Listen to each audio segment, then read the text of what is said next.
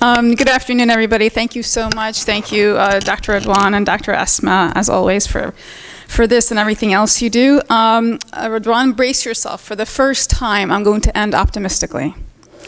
So 3 years ago, many noted the formal end of political Islam, when in parliamentary elections in the Arab world, the ruling Islamist party in Morocco, the Justice and Development Party, suffered a crushing defeat, where they went from 125 seats to 12, far behind the main liberal opponents, the National Rally of Independence and the Authenticity and Modernity Party.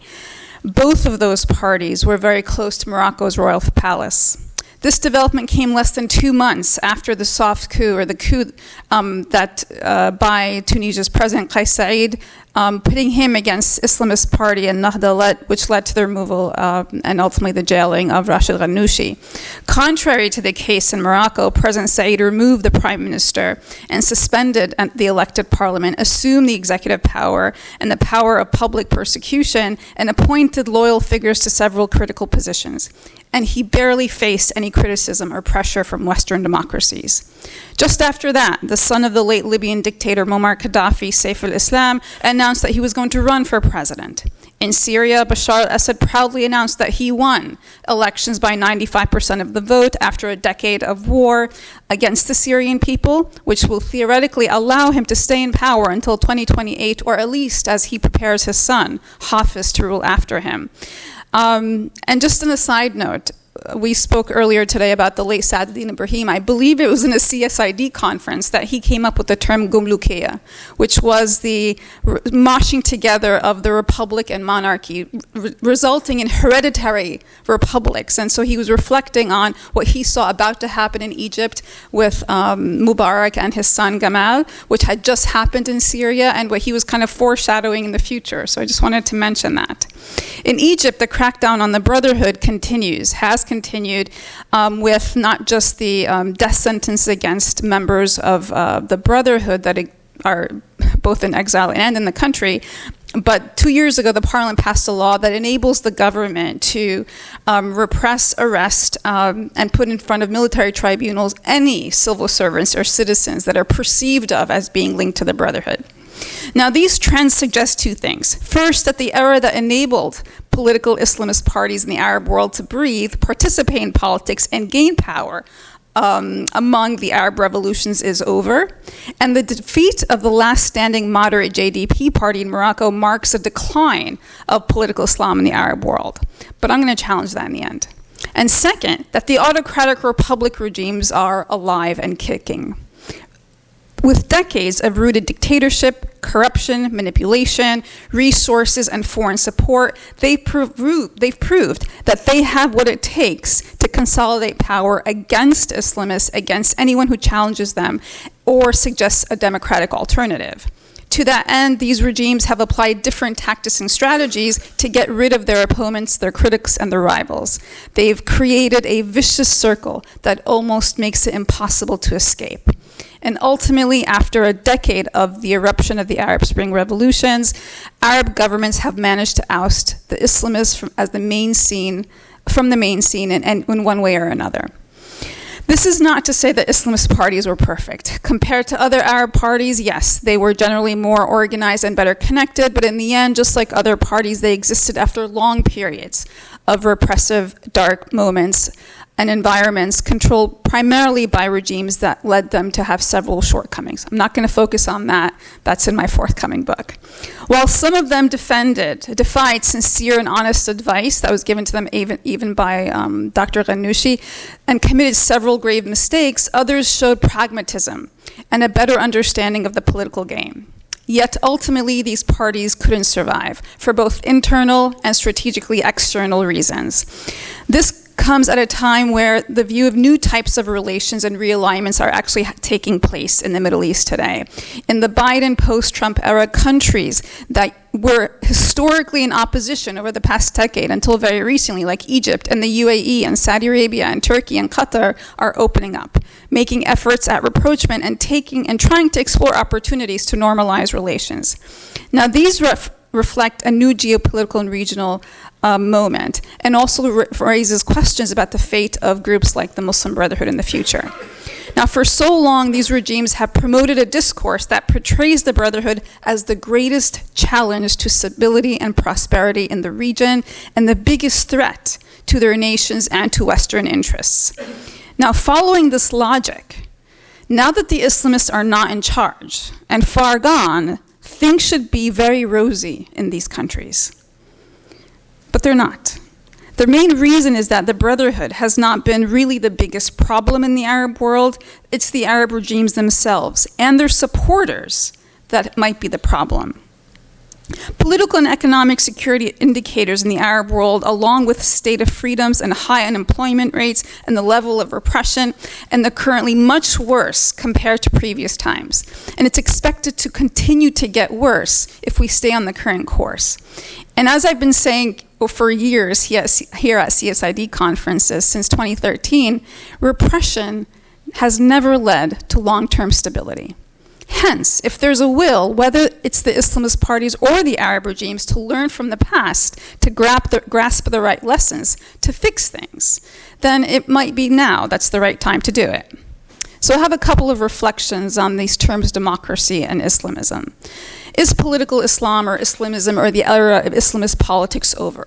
For a while, I thought so, until pretty recently. The regional world order has shifted, and so have the sources of the narrative of Islam in politics.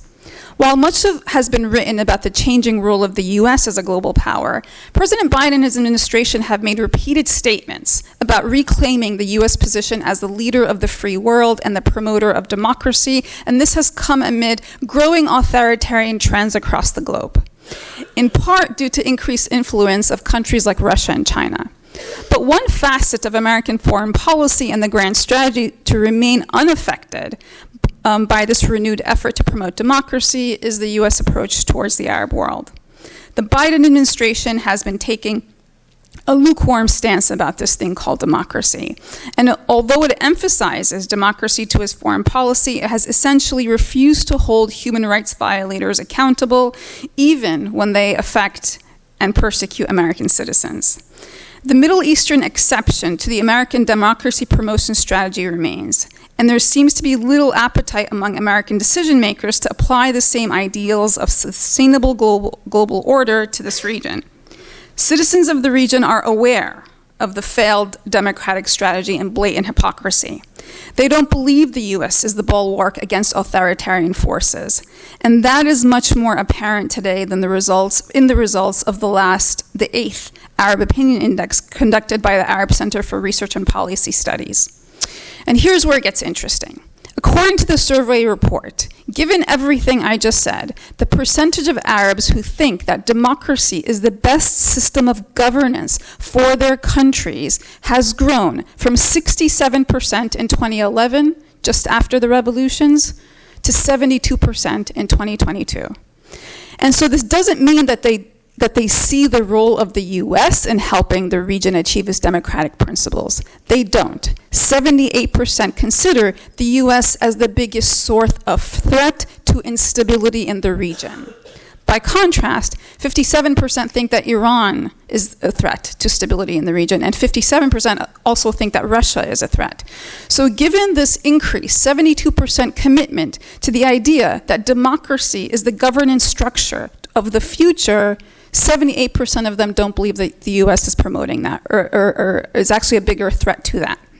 Now, American policymakers should consider what these numbers apply, that the US reputation is so bad and so synonymous with hypocrisy that Arab respondents view actors like Iran and Russia as less threatening. The Arab world continues to be rife with levels of instability. Arab regimes are largely failing to provide basic services and guarantees to rights, and Arab citizens understandably see no benefit from American leadership on the world stage. Such widespread attitudes not only might undermine American interests in the region, but also pose risks to broader security of the international system. And all of this data was collected before October 7th. As American legitimacy deteriorates, this leaves a vacuum for other powers like Russia and China to advance their interests and their anti-democratic ideologies in the Arab world and across the globe. Moreover, the prospect for democracy could become less attractive when the primary advocates of this, the US, is seen as hypocritical. This signals that there must not be a Middle Eastern exception to US policies on global security and prosperity. Now, on religiosity, according to the Arab Barometer Project, the Middle East and North Africa has seen an increased level in religiosity, particularly among youth over the last 5 years, more so than pre- and post-Arab Spring. What these implications what might they have for the region? Does this rise in personal religiosity correspond with changing views on the role of politics in religion? And might this foreshadow the revival of some kind of political Islam across the region?